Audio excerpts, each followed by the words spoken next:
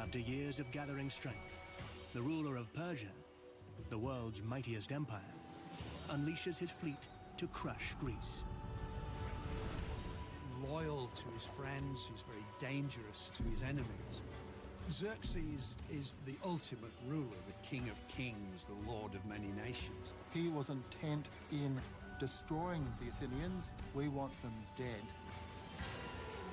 Opposing him, Athens' master strategist and politician, Themistocles. He's a driver of extraordinary cultural and political ferment. He makes Athens a naval power. People see him as a really smart man who can always work out how we're going to win. Xerxes commands overwhelming numbers and the finest seafarers of antiquity. Themistocles knows the waters and that Greek freedom hangs in the balance. It was quite a personal fight between Xerxes and Themistocles. They really hated each other very, very intensely. Their fatal conflict will decide the future of civilization.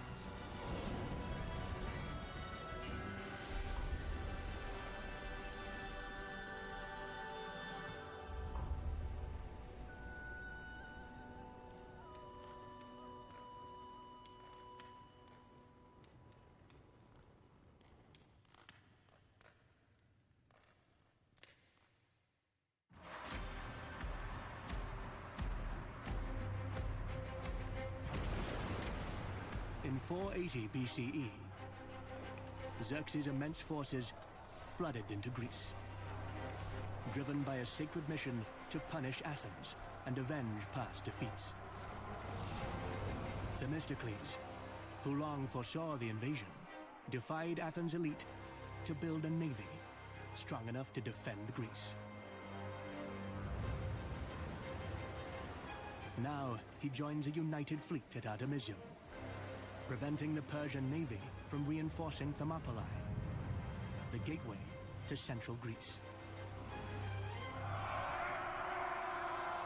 There, at the mouth of a narrow mountain pass, Xerxes prepares to crush the defiant Spartan line.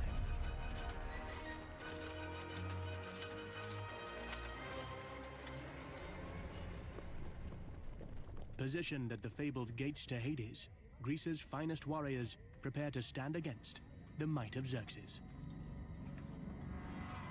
Leonidas is the king of Sparta, and he has been able to persuade the Spartans to send a small force to fend the Persians off. But he's also commanding a combined force of Spartans, Peloponnesians, local Phocians, Thebans, who are going to try to mass in the pass and fight under Spartan leadership. Xerxes camps near Thermopylae for 4 days, expecting the Greeks to flee at the sight of his overwhelming force.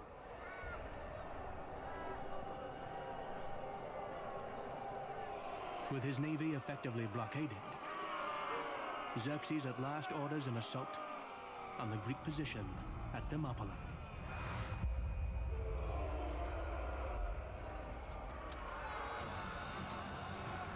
He sends in one native contingent at a time. They are funneled down onto the Greek position by the narrow terrain of the pass, and they are just greatly outmatched.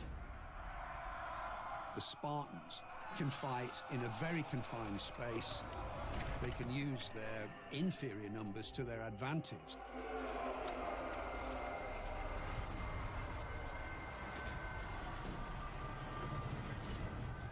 The Persians get tangled up with each other in the pass.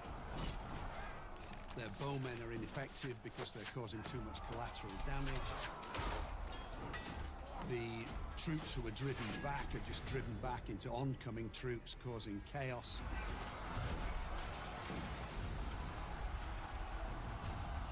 One of the greatest challenges for Xerxes as an overall commander would have been the diverse nature of his army. They are drawn from more than 40 kingdoms of the empire. They all have a different language, which means command and control would have been very difficult. The Greeks, on the other hand, they all speak the same language. There are regional dialects, but in terms of mounting a defence, they are all able to coordinate each other really well. Time and again, Persian assaults meet the Spartans head-on and are beaten, and then the Spartans at various stages are relieved by other contingents of Greek troops. So the Persians are always being opposed by fresh troops. And they can't make use of their numbers. And the Greeks are much better at hand-to-hand fighting. Their equipment, their tactics, their mentality.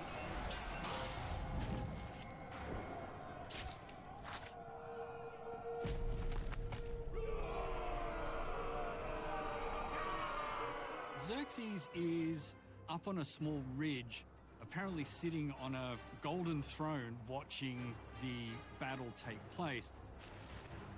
We are told that time and again when he commits a contingent of troops and they just get slaughtered, he jumps up and screams and tears at his clothing in exasperation.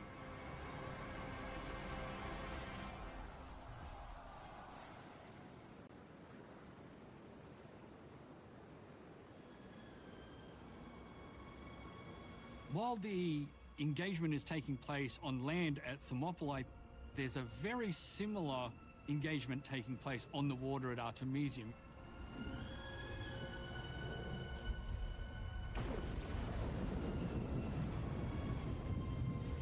Xerxes' strength, like all his military power, lies in numbers.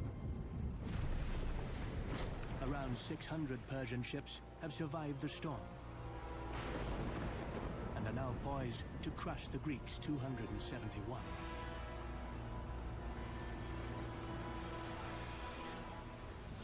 Forming the backbone of Xerxes' fleet, the elite sailors of Phoenicia. The Phoenicians brought immense naval expertise and experience. They'd colonized many, many places in the Mediterranean, right from the east to the west. These were the greatest seafarers of antiquity, and Xerxes had at his command an unbelievably powerful Phoenician navy. So Themistocles saw quite simply, if we were going to defeat the Persians, we had to be able to withstand their boats as well as their infantry. But to hold the seasoned Phoenicians at bay, Themistocles' untested fleet must meet strength with strategy. The Greeks first of all form their ships into a circle so that the rams, the front of the prow of the ship, is facing outwards. And they basically dare the Persians to come and try and take them. So the Greek trireme is one of the technological marvels of this time. It was a large ship. It had 170 rowers in 3 different levels, hence the name, the trireme, the 3-level ship. But crucially, they had a very heavy bronze cap on one end, which could be used for ramming. Whenever the Greeks see a Persian ship that's isolated, a Greek vessel will shoot out, rowing at great speed, ram the Persian ship, damage it, cripple it, maybe even sink it, and then pull back before the Persians can organize themselves to do anything about it.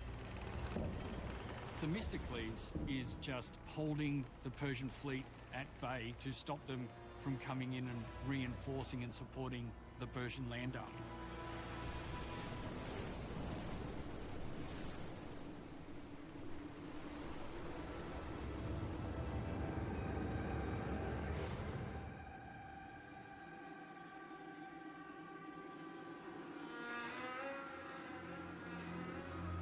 With his navy trapped by Themistocles and Leonidas's unyielding hold of the pass, Xerxes' campaign has ground to a halt.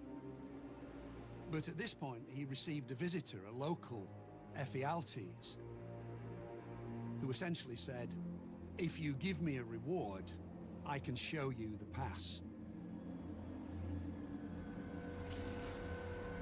The Persians learn of a path up around the mountains that protect the southern flank of the Thermopylae position.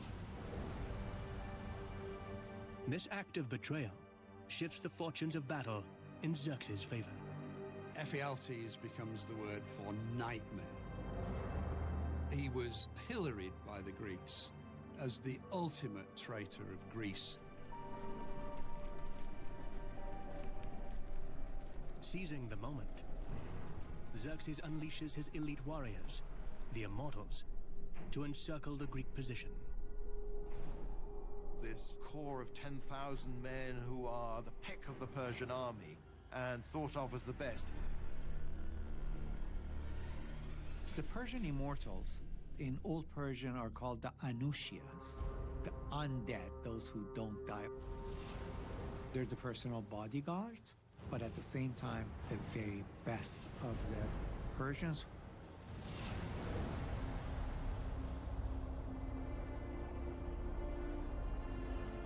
Learning their position has been compromised, Leonidas convenes a war council at first light. Some of the Greeks argue for withdrawal, but Leonidas is determined to remain, telling his allies they can retreat with their honor intact. They wanted to give the other Greeks time to escape and fight another day. Leonidas and the 300 Spartans will stay at Thermopylae and fight a last stand. It must have seemed like a suicide mission. They had the opportunity to leave, and they didn't. They wanted to make a statement, I think, to the rest of Greece.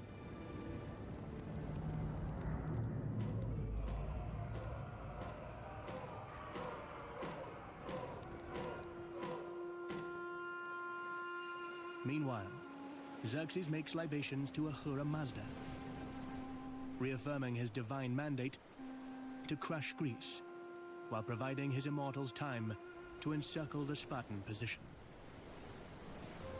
Before the wars, there should be libations of Hauma.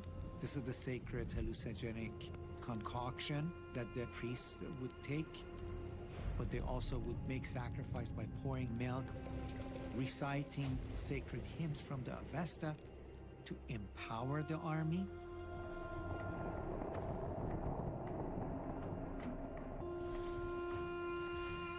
Leonidas leads his Spartans into the open battlefield, determined to face the Persians head-on.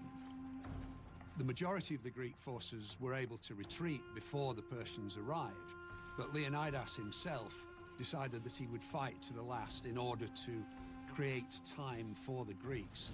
So on this occasion, rather than staying in the most narrow part of the pass, he moved into a slightly wider piece of territory.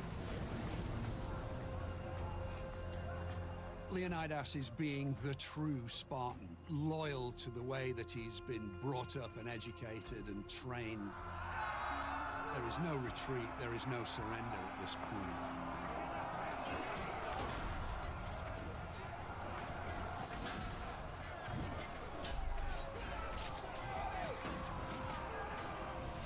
Xerxes' immortals soon emerge from the rear. There is a lot of fierce fighting. We are told that the Spartans have broken most of their spears, so they're using their swords.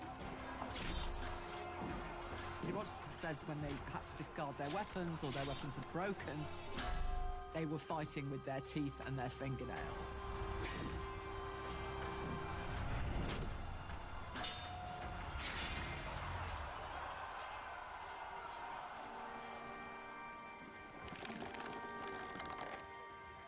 Persian archers seal the fate of Leonidas and his Spartans.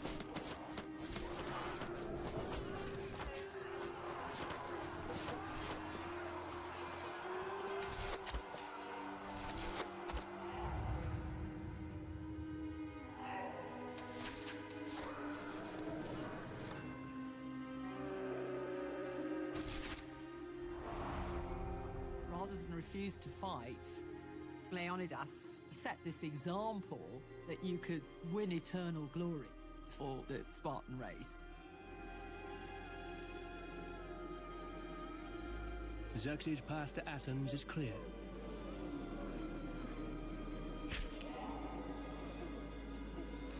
But their sacrifice ignites flames of Greek resistance.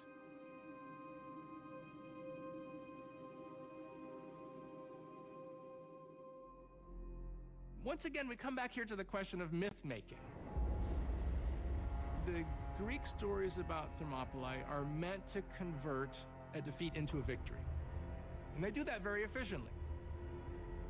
The heroic force fighting to the very end against overwhelming odds, against an opponent that is unwilling to fight and is driven on by whips, so that even in defeat, this battle becomes a Greek victory.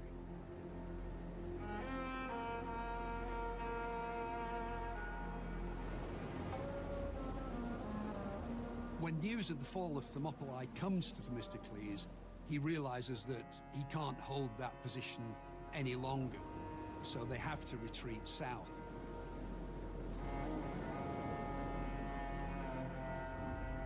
Withdrawal, however, will bring the war right to Athens' doorstep.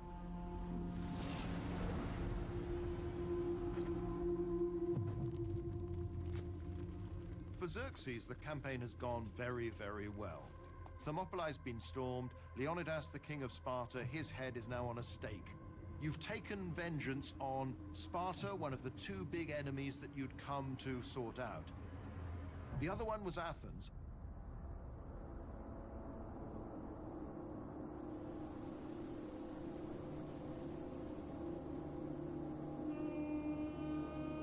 Xerxes' tide is fast approaching, and Themistocles is desperate for a strategy. If he can't save the city, he must save its people. The Athenians now have to make a big decision. Do they defend their city? Do they abandon it? Do they fight at Salamis? What do they do? So they consult the Delphic oracle again, and they get back a quite enigmatic response that they should look to their wooden wall, and that divine Salamis will bring death to women's sons. So everything came down to what on earth the wooden wall was. The Delphic priestess always spoke cryptically in these symbols. This allowed many different interpretations. What is the wooden wall? There were wooden fortifications on the Acropolis. Should they fight there? Or was it slightly more abstruse? Was it a reference to the triremes themselves? They were the wooden wall of Athens. Themistocles, who's already been the mastermind behind turning Athens into a naval power, creating this fleet of 200 warships, he persuades people that, look, the wooden walls are the hulls of our ships. This fleet we've built with all this effort that we've trained so well.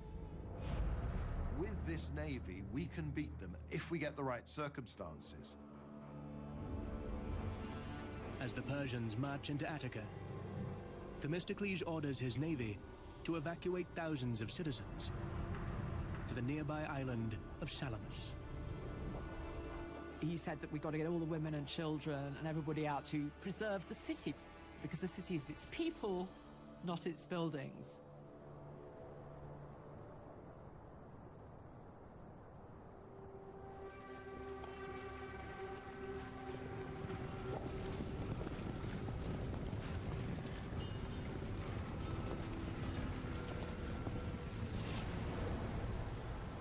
The rising smoke over the fields heralds Xerxes' approach to the city, while the displaced Athenians on Salamis watch in helpless anticipation. The Athenians would be able to see the burning and the destruction very easily from the island, so it was a hugely emotional moment in their history. Perhaps the most traumatic moment in Athenian history up to this point. Establishing a command post on a hill facing the Acropolis, Xerxes unleashes a barrage of fiery arrows at Athens' sacred stronghold.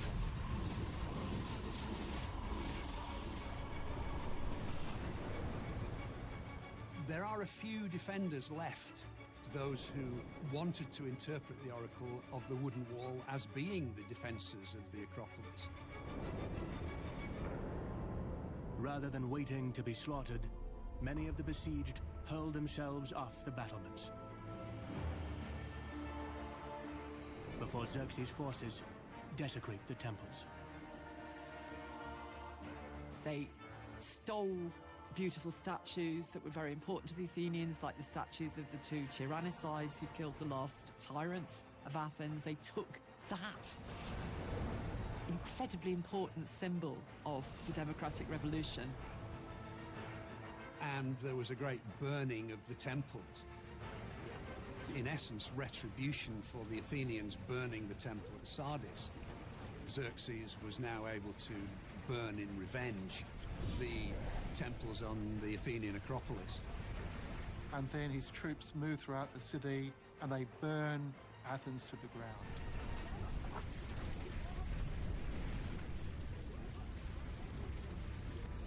I think for Xerxes, this is a sense of accomplishment. He had set out to do this, he had organized an army, and was successful. This is a fitting culmination for a war fought by the great king that he's chosen to lead in person. You have gone to your enemy's strongholds, you've taken it, you've smashed it. This is what his father Darius was trying to achieve, and now Xerxes, his son, had achieved that. You've shown them that they are weak, you are immensely strong, that the gods they revere are false because you are a representative of the greatest god, the truest gods. So in every respect, this shows that you were right and that you deserve to rule and that the war has gone as it should have gone because of who you are and the empire you lead.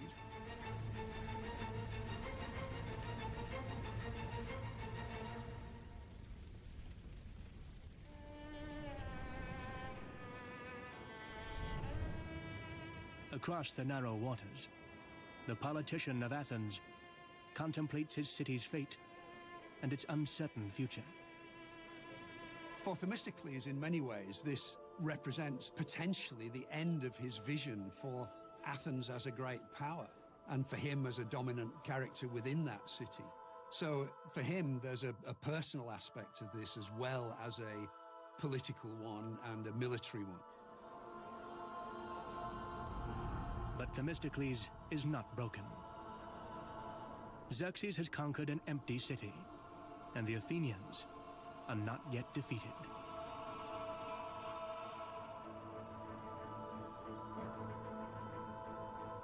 The Athenians draw strength from it. We've made this sacrifice for the common cause, for the common good, because we trust ourselves in the fleet to win. And we will get our homes back. We will defeat the Persians. We will drive them out.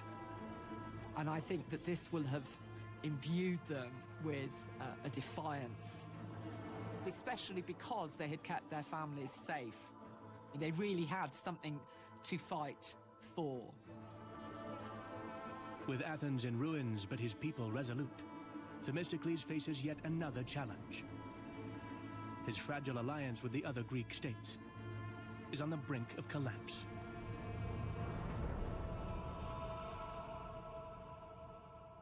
Themistocles is struggling to keep his coalition of Greek forces together. He needs Xerxes to fight him, and he needs him to fight him now, and he needs him to fight in the narrow waters between Salamis and the mainland. He knows that there are plenty of other Greeks in the fleet who would really prefer not to fight near Athens, that's already been burnt down, but somewhere near their own homeland to avoid that same fate, and they would prefer to retreat. Armed with intimate knowledge of the local waters, Themistocles seeks to orchestrate a final confrontation on the battleground of his choosing.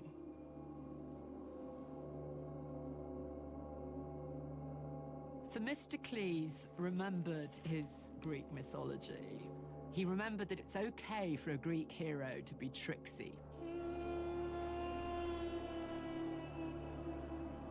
He sends a servant to the Persians acting as a deserter.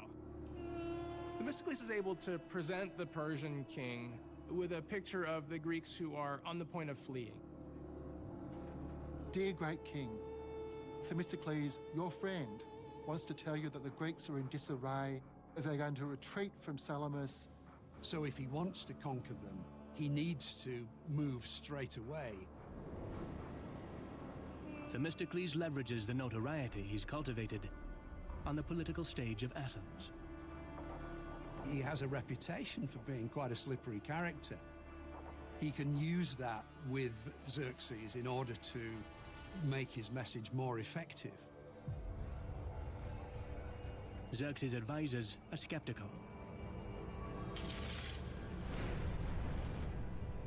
Chiefly Artemisia, queen of Halicarnassus.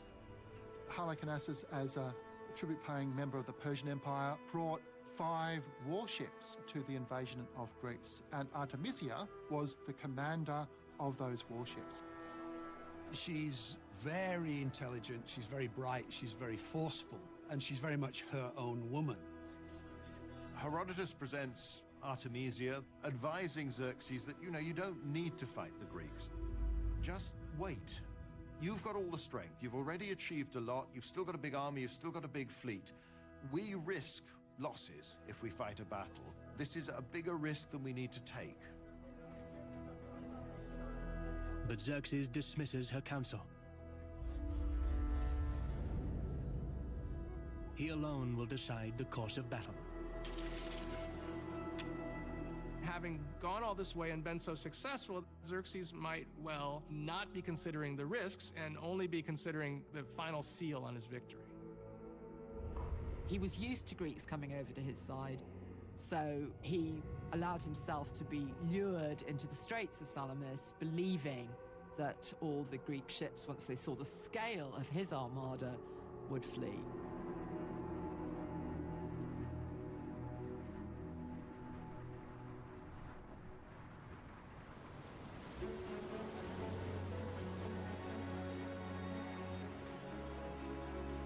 With the allied fleet assembled, Themistocles rallies the fighting Greeks with a call to arms. Themistocles outlined what they had to lose, which was their freedom.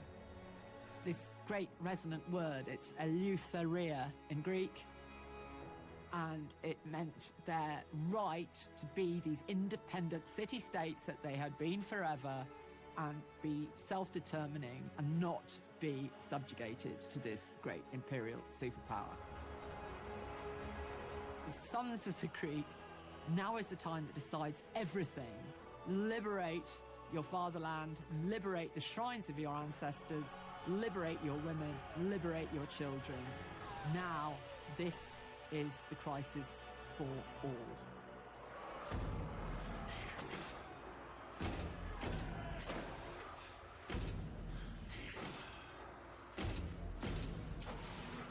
Erupting into a chorus of the Greek battle hymn, Themistocles' warriors steel themselves to meet Xerxes' forces. Tens of thousands of voices chanting together, shouting, singing. It's inherently aggressive. The Athenians, they're singing this hymn. It's a weird, uncanny noise that echoes around the mountains as they go into action. The cry of Greek defiance reaches the leading Persian ships before they glimpse the Greek battle lines.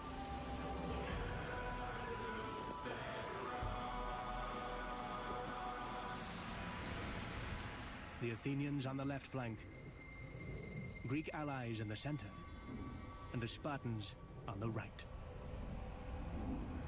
The Greek fleet is 373 triremes, whereas the Persians originally started the campaign with 1,207, according to Herodotus. It may be about 600 by now because there have been some losses to storms and other things.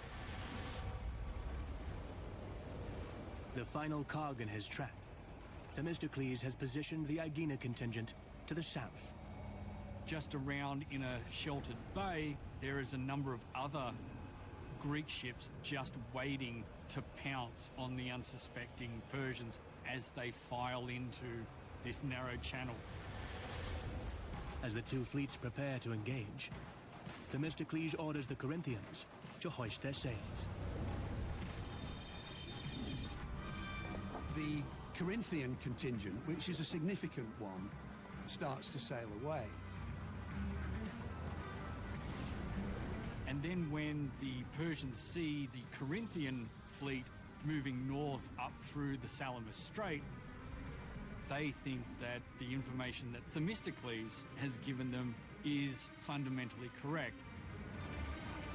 The fleet basically does a headlong charge into the Strait of Salamis.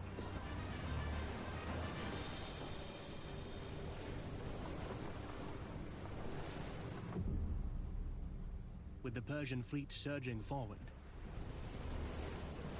Themistocles exploits his intimate knowledge of these waters, turning them into his greatest weapon. The Greeks know these local weather conditions really, really well. They know what's going to happen and when it's going to happen.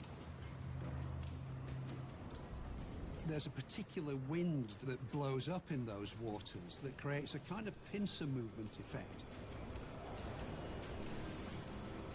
And they're able to harness that and use that as the main moment to attack.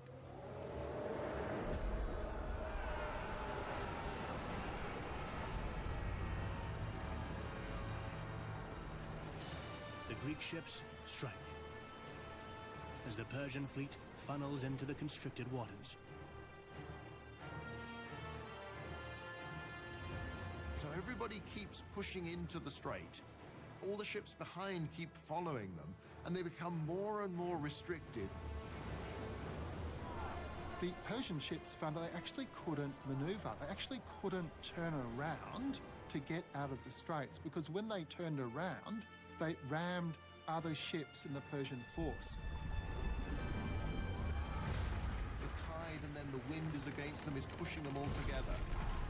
These ships need space to maneuver, and there clearly is space to maneuver for the Greeks, but there becomes less and less for the Persians. Themistocles' life's work stands on the brink of fruition. The account really gives us a series of dogfights between different ships and different commanders and different moments of heroism.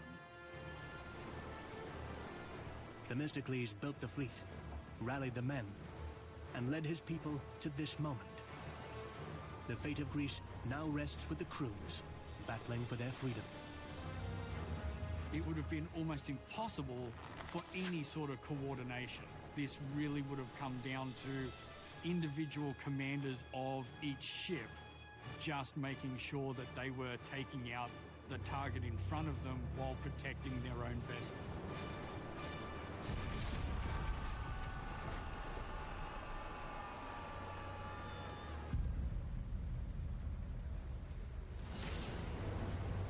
The Greek attack is unrelenting. Once you'd rammed hard enough, you could actually jump some of your infantry onto the other ship. Athenian hoplites and archers literally fighting to the death with Persian sailors on the enemy ships. Xerxes seems to realize that the game is over when Artemisia of Halicarnassus turns against him in a way. She is the only woman, as far as we know, who's leading a squadron of ships on either side in the battle. But she gets trapped. Amid the confusion of battle, Artemisia deceives friend and foe alike, disguising her ship as Greek to escape. She had some Greek flags as well as some flags of the Persian navy that she very cleverly swapped ensigns. To complete the ruse, Artemisia orders an attack on an allied vessel, blocking her path. And the only way to get past and to escape is actually she rams one of her own ships.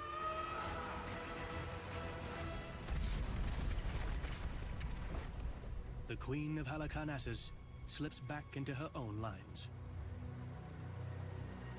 Amongst the Persian fleet, they're now wondering who's on whose side.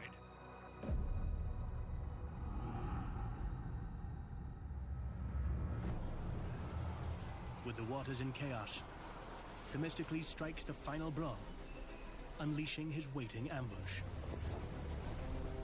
At that point, the ships from Aegina are able to move in from the south and take them in the flank and complete the route.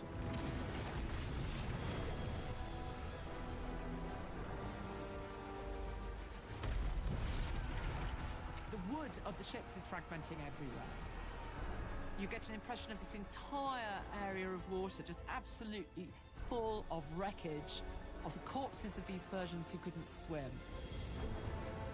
Persians in the water being speared like tuna fish, and all the finest flower of Persia's youth being cut down in what becomes a great maritime massacre. The Persian king watches in growing disbelief as the truth dawns. He has been outmaneuvered by Themistocles. You start to realize this has gone horribly wrong, but you can't do anything about it.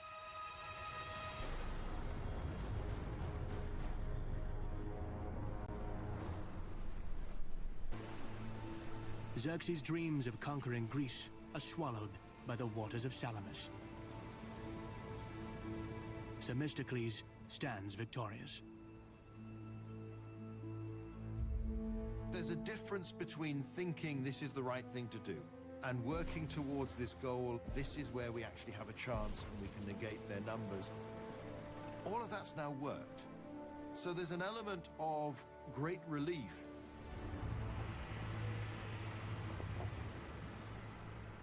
The naval battle at Salamis is an unexpected turn of events for Xerxes.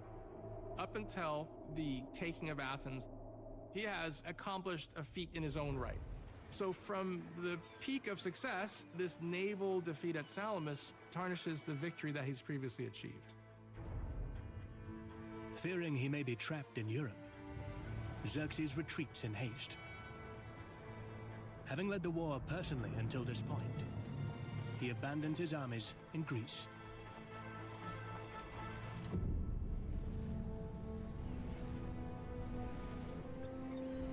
Through negotiation, compromise, and cunning, Themistocles has defeated the mightiest empire of his time. Salamis was the ultimate victory for not just the Athenian fleet, but the Athenian democracy. The people who rowed those ships were the lowest social class. They were the majority of the voters.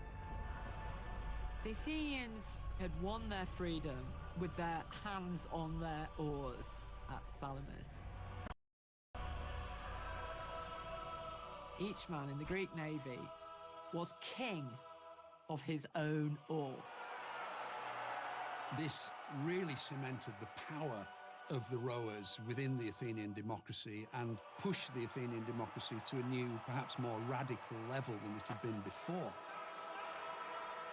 It was democracy that put a spring in the step of working-class soldiers. It was democracy that came up with the solutions that saw the Persians retreat from Greece. And Themistocles himself, for a while, became the major celebrity of Greece. He was feted at Olympia, and he was very much the man of the moment.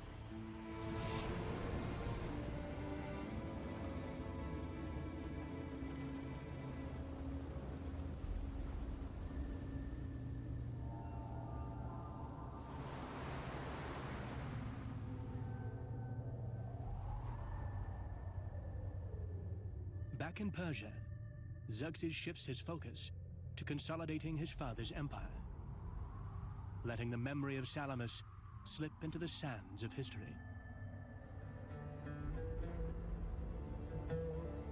It was not the end of the empire, and it was not a big defeat to the eyes of the Persians.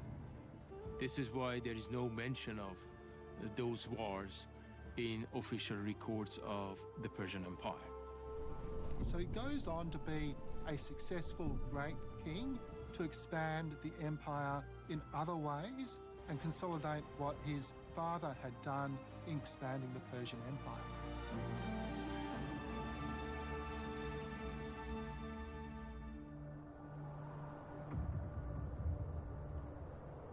Denied his father's dream of conquering Greece, Xerxes sets his sights on monumental construction.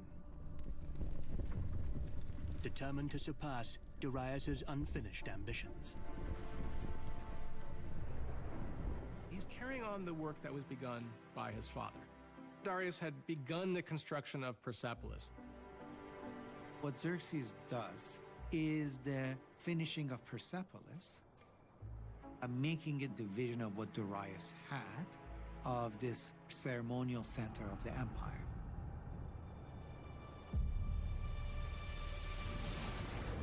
It is a composite of almost every great aspect of each satrapy. The cedar wood of Lebanon, Phoenicia, to the stonemasons of Anatolia. So in effect, the empire is coming into its maturation in terms of its organization.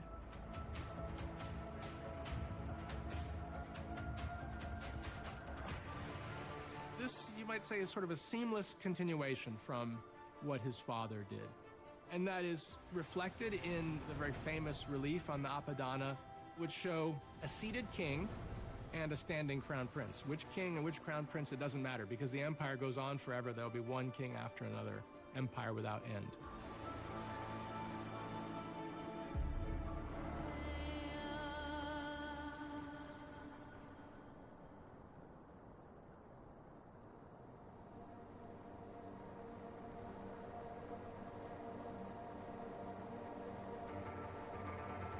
With victory at Salamis, Athens rises as the dominant power in the Mediterranean. But the Persian threat lingers. Returning from exile, Aristides seizes control of Themistocles' fleet, twisting it into a tool to dominate Athens' allies. The Athenians become the leader of a Greek coalition to drive the Persians out of Greek territory. They form an alliance which modern scholars call the Delian League. Themistocles isn't directly involved other than he's the man who's made this possible. Ironically enough, Aristides, his rival, he's the man who goes around and works out what each community should contribute to the common fund. So they're either contributing ships and crews, or they're contributing money to pay for the Athenians to build ships and pay for the crews. But the Athenians are able to convert this, essentially what had originally been a free alliance, into an empire. And under the guise of a treaty organization, the Athenians gradually started to behave far more like imperial masters. You could describe the Delian League as a bit of a protection racket. You either pay us our gold and we'll protect you, or we'll come and take it ourselves. We'll invade or allow you to fall victim to invaders. And that can be quite upsetting for people who want to create the myth of the great heroic Athenian freedom-loving democracy, because this freedom-loving democracy, which it was also a highly efficient imperial machine.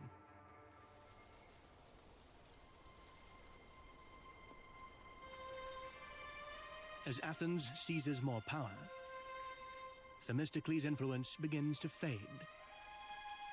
Aristides capitalizes on the moment, exploiting the city's historic distrust of potential tyrants. Voters often change their minds. You might be the favourite politician one year in a democracy, but you're the most detested politician another year in a democracy. Themistocles' star started to wane very quickly. People started to say that he was too big for his boots, that he'd got power hungry, that he maybe wanted even to set up a tyranny. There were huge suspicions about him. So in the end, he fell victim to ostracism as his political popularity waned.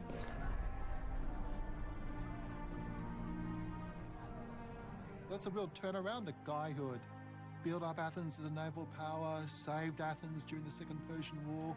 After a decade, he was out of favour and even expelled from the city by a vote of the Athenian people.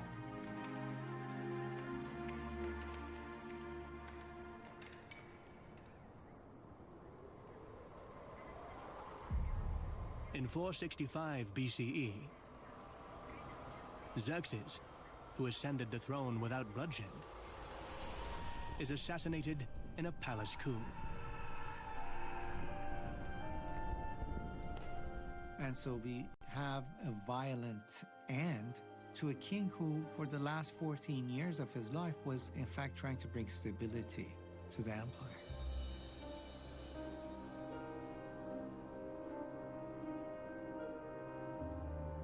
Xerxes was laid to rest in his rightful place, alongside Darius, at Naxirostan, the grand tomb of the early Achaemenid kings.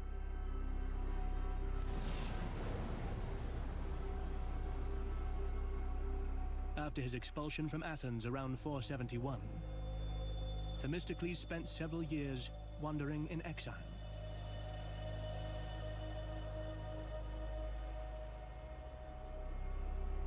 And so he escapes from Greece and actually ends up, if you can believe it, in front of the Persian king, asking the Persian king for his assistance, asking the Persian king to give him sanctuary.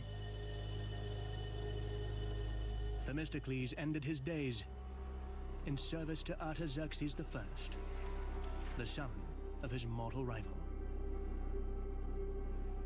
And he's treated extremely well. He is given a large amount of property. Different communities are responsible for supporting him and his family in a comfortable lifestyle. Basically satrap for Magnesia, which is one of the richest and most beautiful cities in the Persian Empire on the western coast of Turkey. And he ended his days as apparently the loyal subject of the emperor. He'd got his own city to run. Perhaps he always did slightly want to be a tyrant. Who knows?